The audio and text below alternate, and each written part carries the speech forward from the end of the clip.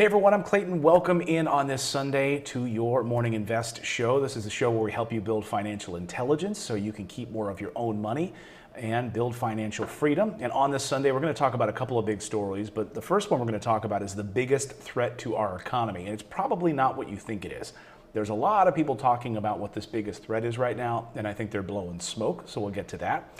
Plus, we're going to talk about negative interest rates. There's a lot of people talking about negative interest rates. The president, Fed Chair Jerome Powell, talking about negative interest rates and what this could mean for your savings account. We'll get to that. And I know there's also some misinformation floating around there on the YouTube world about negative interest rates, so we'll cover that as well. Also want to talk about reopening. Many states, all 50 states really have a plan now, right now, for reopening, getting people out to restaurants, getting people out to the beaches.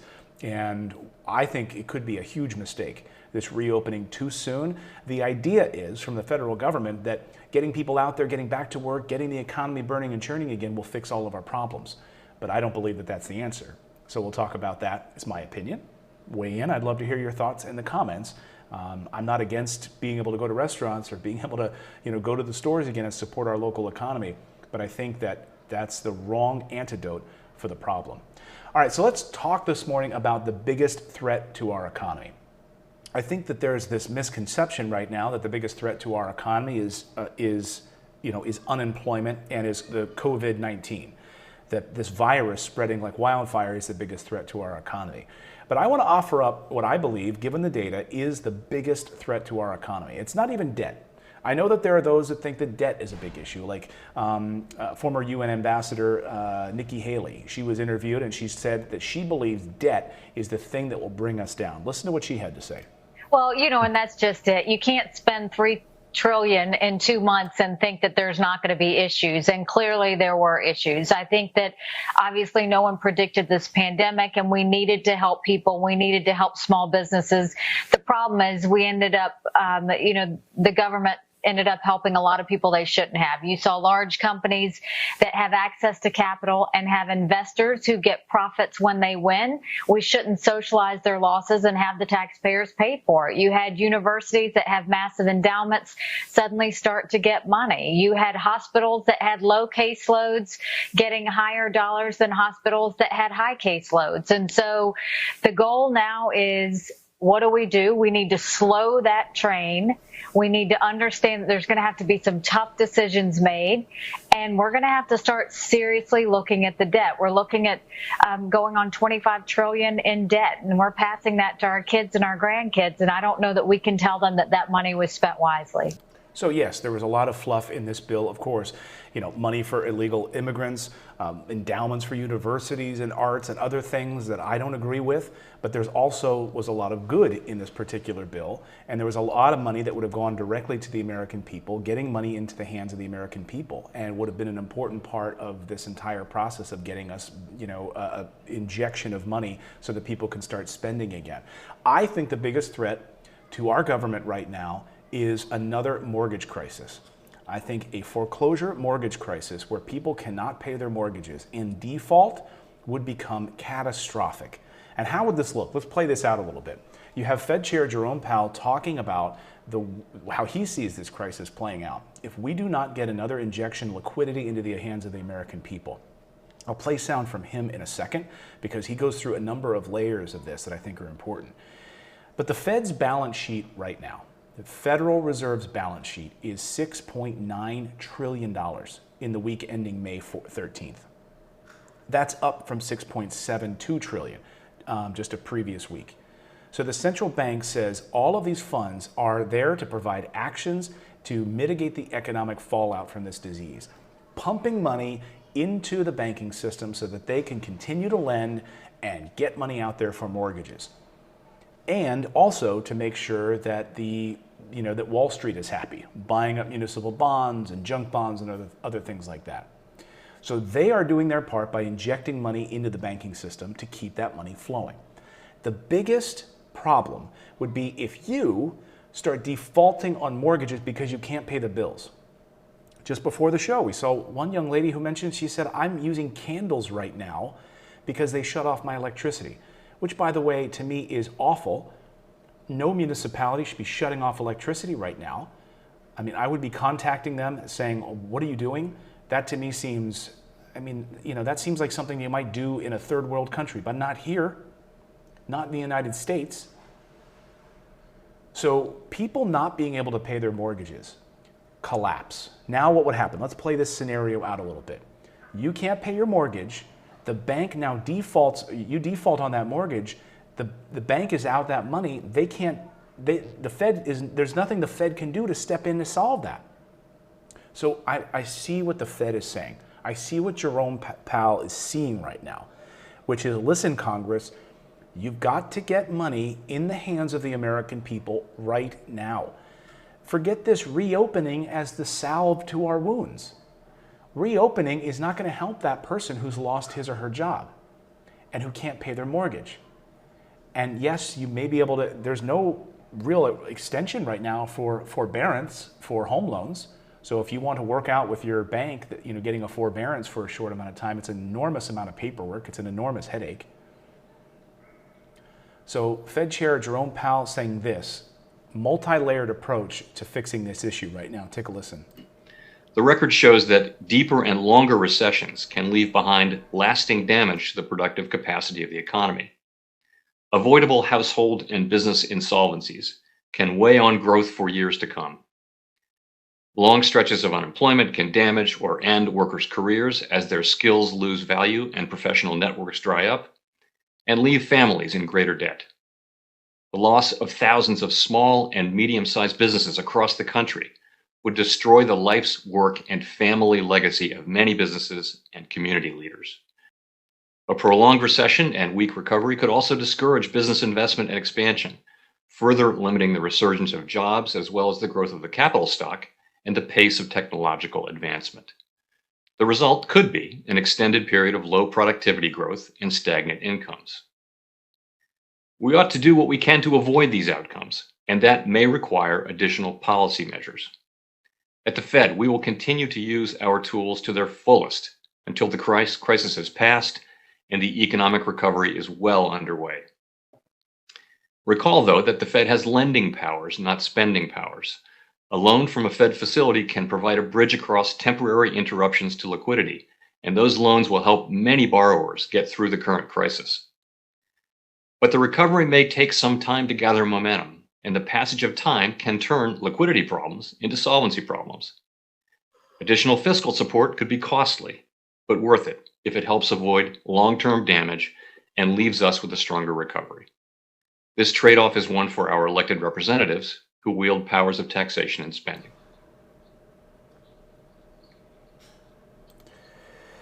So the Fed's balance sheet has grown to $6.98 trillion.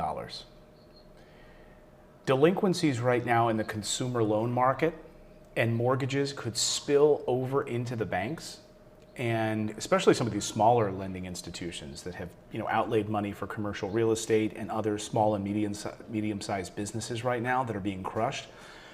So they have lent money out to these individuals, commercial real estate, all of these small office spaces, all of these small shops, and they've had to close down. People aren't going to those shops. People can't pay their mortgages. So then these banks are going to suddenly start to be hit with massive defaults. That's when it's game over. To me, that's game over. And the Fed sees that. And they're saying, look, get cash now into the hands of people now. Otherwise, we are sitting on the precipice of a major disaster. And the Fed's saying, look, we've done just about everything we can do right now. We've pumped as much liquidity as we can into these banks so they continue to borrow.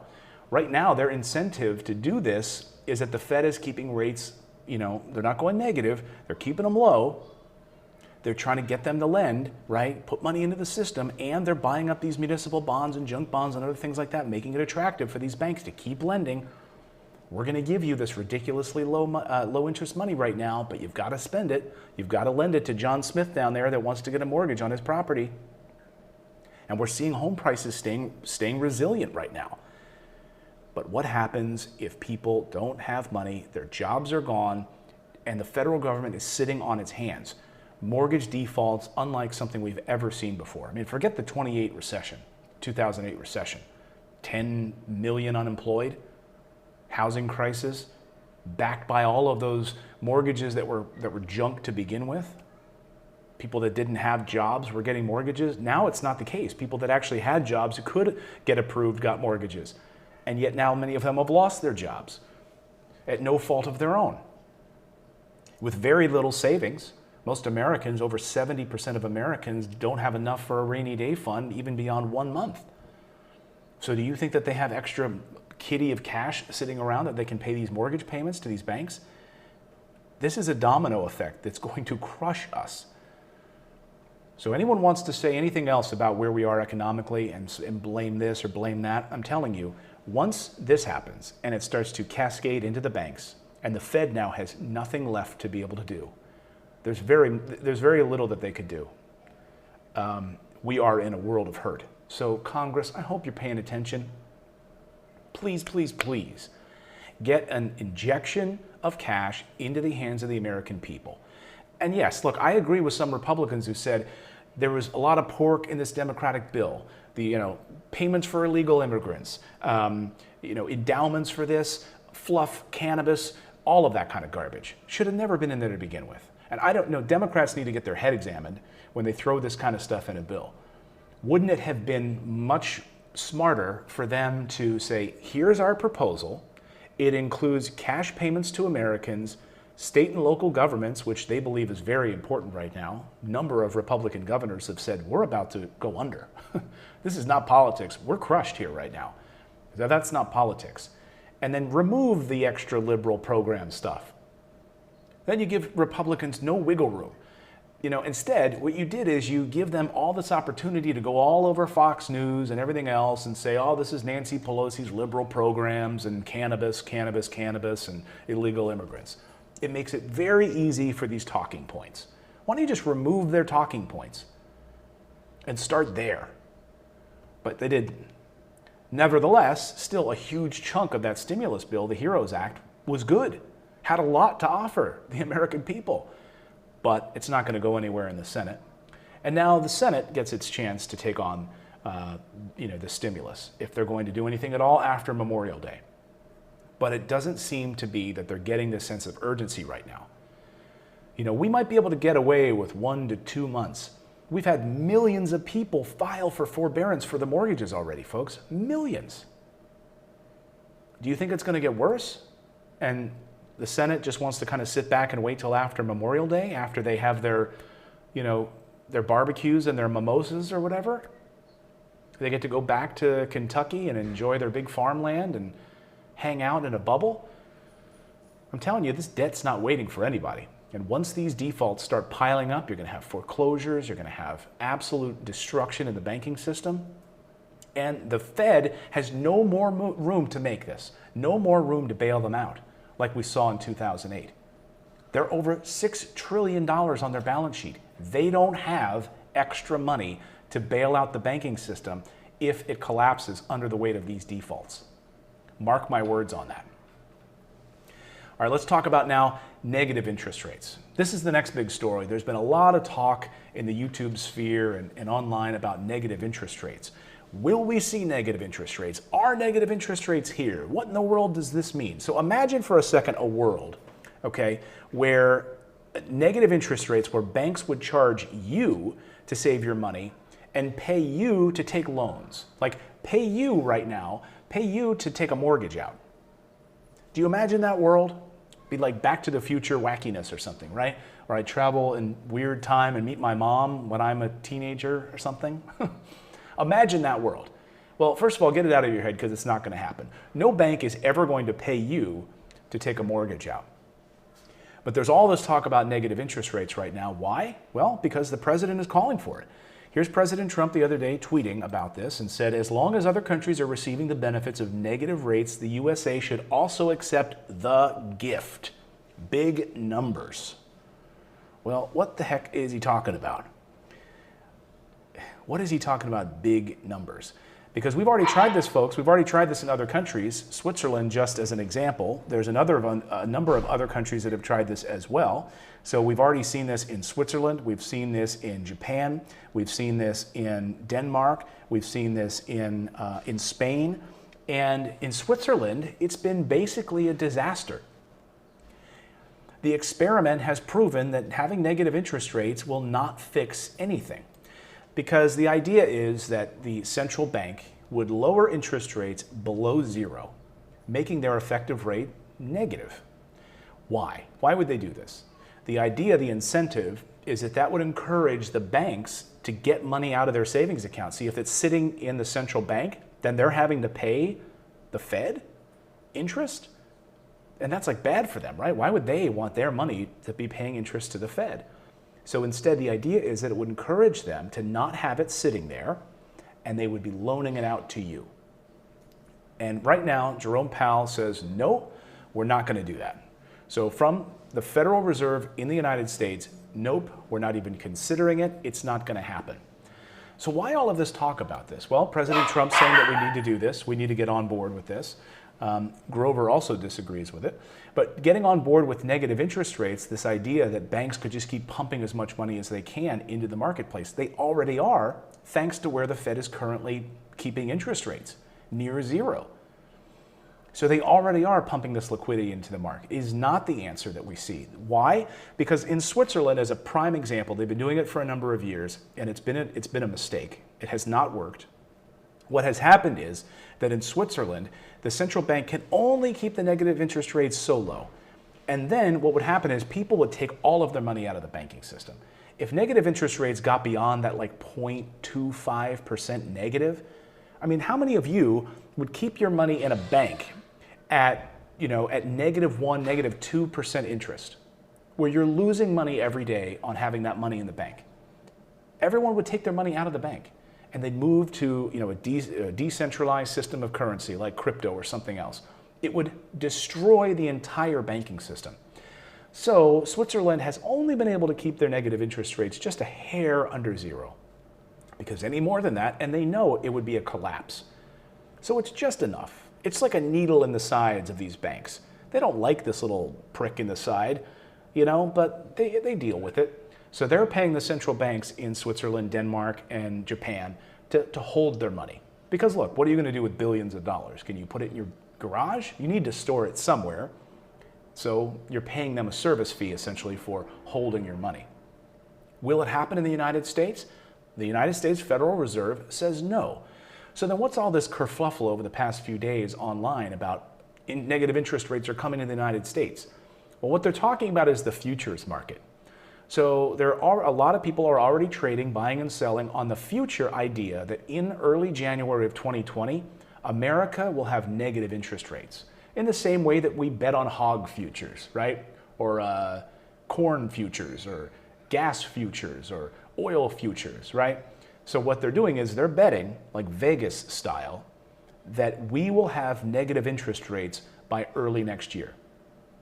Well, the experiment in Europe has been a failure, even though it's still there. The experiment in Europe has been a failure. So I don't believe we're going to see it in the United States, despite President Trump wanting it. And economists say it would crush us if we tried to do this in the United States. Now, one way that I see negative interest rates possibly coming as a tool in the Fed's arsenal is if these mortgages start to default, like I spoke about earlier. If we start to see widespread defaults on mortgages and the collapse of that sector because these banks are, all these defaults are piling up and banks are saying, I don't want to lend any money anymore. I'm done. I don't want to lend any money. Now the Federal Reserve could step in, apply negative interest rates to basically say, sorry guys, you got to get off that stove. You got to start lending money again. I know it's uncomfortable. It's really uncomfortable with all these defaults you're taking on, but you got to keep lending. You got to keep lending. That's one of the only ways that I see this working out. So it is one possible tool in their tool belt, but I absolutely do not see it happening. There is little, if any, evidence that negative interest rates actually would stimulate growth. And very often it doesn't even trickle down to you, the consumer. It really just stays at the bank level. So the retail borrower doesn't really experience this. But I will say that in many ways, negative interest rates in some way are already here. So from the Fed, they are not. We're near zero. Okay, so if anyone is telling you online that negative interest rates are here in the United States, that's a lie. They are not.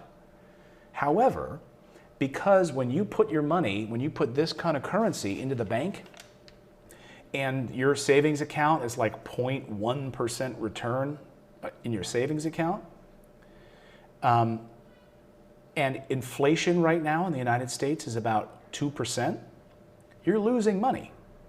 So anytime you put this money into a savings account right now, you're losing money every day. The value of $1 today is worth less tomorrow thanks to inflation. So while we don't have actual negative interest rates from the Fed, we have, in a way, artificial interest rates because inflation just continues to eat away at this. So what do? What's attractive right now? Well, bonds are not attractive. So U.S. Treasury bonds not attractive. They're near 0% for the first time in history. Well, where do we put our money? Into the money market? No. Where do we put our money? We keep it in cash right now? No, that's worthless. We need to be smart about our money and putting it into performing assets like real estate or other stable assets, which are a hedge against inflation, like gold and silver, and also crypto.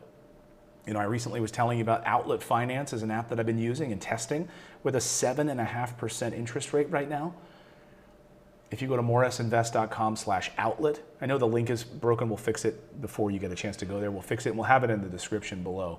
But morrisinvest.com/outlet, check it out. It's backed by crypto and it's a 7.5% interest rate right now. That is more than a hedge against that 2% inflation. But remember, all of this talk about this experience right now with negative interest rates is a lie. We are not in a negative interest rate territory. What the Vegas bettors are saying is that by next year, we'll see negative interest rates in the United States. So don't fall for it. We are not at negative interest rates. And Jerome Powell says, no, we don't have an interest in doing it. Even despite this, even despite the pressure from President Trump saying that we should have negative interest rates. We should accept the gift of big numbers. I don't know what he's talking about. I don't, because if we look at Europe, that it hasn't worked. So that's the experiment. Europe is the experiment right now, and it has not worked. I don't know what big numbers. I think what they're thinking is that the banks are just going to want to spend so much money, get money out there to people so they can borrow as much as they can. Well, if people don't have a job, how are they going to qualify for borrowing? How are they going to pay it back if they don't have income? This is why I come back to the answer being an injection of stimulus money into the American people's hands, a continuous, maybe $2,000 a month until we get out of this crisis. We have the ability to print currency and to stabilize our inflation rate right now. The Federal Reserve has been doing a great job of this. That's where we need to continue to be. Again, I come back to this, where negative interest rates will not fix the global economy. Just look at Switzerland. It's a fascinating read. I'll link to it in the description below and go through it. It's a little dense, but holy smokes, it has not worked. The proof is in the pudding. So there we are. That's the negative interest rate story. Don't believe the hype. We are not in negative interest rate territory, but it is worth noting that if you are saving money with this minimal paltry return of like 0.01%, you're not keeping up with inflation. You need to be smarter with your money right now. So if you get a stimulus check or other cash, think about putting it in a high yield savings account like that Outlet account I was telling you about, backed by something perhaps even more stable like crypto, putting it into real estate that produces cash flow and has always been a hedge against inflation, buying gold, buying silver. That's really it, folks. Because you want to put it in the volatile stock market, good luck with that. The only reason the stock market is happy right now is because of what the Fed has been doing. Buying up all this junk bonds and everything. You think if we go to negative interest rates, Wall Street will be happy? No. And you want your money tied up in there? No. So it's a really important time right now to be paying attention to what the Federal Reserve is doing, what is happening in the banking system. That's why we try to bring this to you on a regular basis to inform you about this. This is your money, folks. You cannot blindly, we teach you to have be empowered by your money. You cannot blindly listen to what these so-called Wall Street experts are saying because they want you to put their money in their system. You can't just put your money in a 401k and expect great returns. It does not work. The math doesn't add up. So there you go. That's the latest on negative interest rates. I'd love to hear your thoughts about that in the comments. Let me know and subscribe to the channel if you are new here. I want to talk about reopening now. That's the next big story. And why I don't believe reopening is the answer to all of our problems. So we've seen over the past few days, of course, these are human encounters now rising as a result of these reopening measures across states in the United States, even though, and this is according to cell phone data, which is showing people are getting together more and more thanks to all of the easing of restrictions across the country. But I don't believe that we are nearly ready enough for it yet. And there's this rush to get us back to work, get us back out there, because, I think a lot of people, the federal government believes that by getting us back and the economy rolling again, getting us back out there will be the answer to our problems. The problem is that only about 6%, 7% of people are really taking them up on this. We saw this out of Georgia. Georgia reopened in large part, and only about 6 to 7% of people went back out there. And we've seen a little spike in cases down in Georgia. I want to keep our eyes on Wisconsin. Of course, they overturned that stay-at-home order and all those bars opened up. Everyone got back out there. What's going to happen there? We're now seeing in China, they've had to lock down a number of cities again because they've seen a spike in cases now that they've reopened. Are we so arrogant in the United States to believe, like we did before? Once we saw China having all these problems, we all, most of us in America were like, well, that can't happen here, can it? Couldn't possibly happen here, could it? Then it started to come across Europe. Then it crushed the United States as the #1 outbreak country in the world. So now that you're seeing an outbreak of cases again in China, they're having to lock down certain cities again. Lebanon had to close back down. South Korea had to close back down parts because of spikes in cases. Are we so arrogant to believe it won't happen again to us? I mean, I don't know that we as human beings are different, from one country to the next, but I think it could happen again. So anyway, here was New York over the weekend. Take a look at this on Saturday. I mean, everyone at the beaches. Look at New Jersey. I mean, look at this. Everyone's just like, you know what? We're just so sick of the quarantine. I'm going to dance the hula here. That was not me, by the way. But beaches are filled back up again. There were lines, according to reports in the New York Post, there were huge lines to get those beach tags, which is, by the way, I don't know how many of you guys have beach tags. I hated that growing up on the East Coast. I grew up in Pennsylvania, New Jersey area, and you have to go get a beach tag. You pay, it's just like a money grab by the city. You pay to get a beach tag to go on the beach, on the sand. It's like a license to go sit in the sand. It's ridiculous. But here were the boardwalks. People out, just having a good old jolly time, walking around, their dogs, and people kind of all, kind of crammed together. So that's the latest out of New York. But we've seen, again, this spike in cases in certain areas where we've had this reopening. Texas is also getting hit hard right now because of some areas of reopening in Amarillo and others. So again, this idea that reopening is the answer to all of our problems, but you don't have people that are partaking in that economy. They're saying, I'm not going to trust our government. They've led us down a path before. I'm staying home. I'm not going to get sick. In addition to which, I don't understand the government. We have 37 million people out of work, and many businesses had to close permanently, file for bankruptcy, done, gone, closed for good. So this idea of just getting back out there, you're going to be going back to work where? Your job isn't there anymore. What's the answer to that? That again is why I believe a stimulus measure is needed, and it's needed quickly. Otherwise, we are going to see massive defaults, massive foreclosure crisis in this country, and a banking system that will be crushed under its own weight, and a Federal Reserve that cannot bail them out like they could in 2008.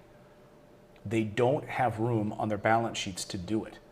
Unfortunately, they carried $4 trillion in debt that they didn't pay off from the last time. So that's the Fed's mistake. And now they're over up to $7 trillion. They don't have the room to do that, to add any more to their balance sheet, to lend the money to these banks that are already being crushed. They're doing what they can, but we absolutely need another stimulus to stave off this problem. Reopening, what do you think about it? I know we're all fatigued about this quarantine. I think we think, okay, getting back out there, it's not going to happen again. But what if it does? I mean, we've already seen it in China. We've already seen it in Lebanon. We've already seen it in other countries. I know we all want to get out there and enjoy the beach and enjoy our friends and pools and things like that, and schools are canceled for the rest of the year, but at what cost? Getting an infusion of cash into the hands of the American people so they can stay home, be smart for the foreseeable future, be able to buy groceries online, be able to take care of their families, keep the lights on, pay their mortgages, and allow us to get through this period. And the WHO, World Health Organization, is saying that this winter could be one of the darkest winters in world history, with a resurgence of cases. When flu season hits and viruses spread like crazy, I mean, I hope not. I hope they're wrong.